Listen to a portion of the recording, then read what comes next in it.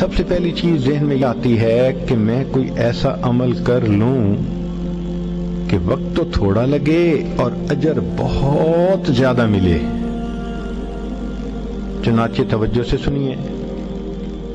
مسلم شریف کی روایت ہے، نبی علیہ الصلوۃ والسلام فجر کی نماز پڑھنے کے لیے جب مسجد میں جانے لگے تو آپ کی زوجہ جویریہ رضی اللہ تعالی عنہا وہ مصلی پر بیٹھی تھی، تسبیح پڑھ رہی تھی. چنانچہ نبی علیہ الصلوۃ والسلام نے جا کر فجر کی نماز پڑھائی. پھر آپ کی عادت مبارکہ تھی کہ بیٹھتے تھے تو صحابہ قریب ہو جاتے تھے تو کچھ اپنی حال احوال سناتے تھے اور پوچھتے تھے. تو نبی علیہ الصلوۃ والسلام نے وہاں پر صحابہ کے ساتھ تھوڑی دیر مجلس بھی فرمائی. پھر اشراق کی نماز ادا فرمائی. تو اشراق پڑھنے کے بعد نبی علیہ السلام جب گھر تشریف لائے تو جویریہ رضی اللہ تعالی عنہا وہاں بیٹھی ہوئی تھیں.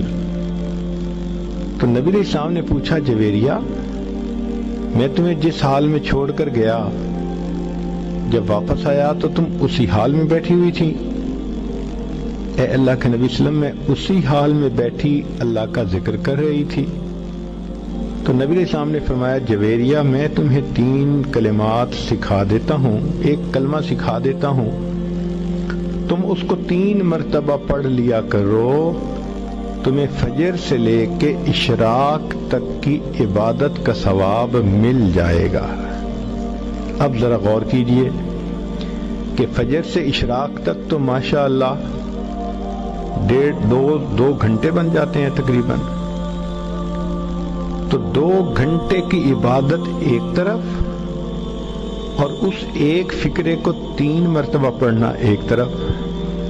3 مرتبہ پڑھنے میں 3 منٹ نہیں لگتے. 2 منٹ میں وہ فقرہ 3 مرتبہ پڑھا جا سکتا ہے. یوں کہہ سکتی ہیں کہ 2 منٹ میں آپ چاہیں تو فجر سے لے کے اشراق تک کی عبادت کا ثواب مل سکتا ہے. اس کو ابو داؤد شریف نے بھی روایت کیا. اب وہ فقرہ کون سا ہے ذرا توجہ سے سنیے. نبی علیہ السلام نے سکھایا، سبحان اللہ و بحمدہ عدد خلقہ ورضا نفسہ وزینت عرشہ ومداد کلماتہ.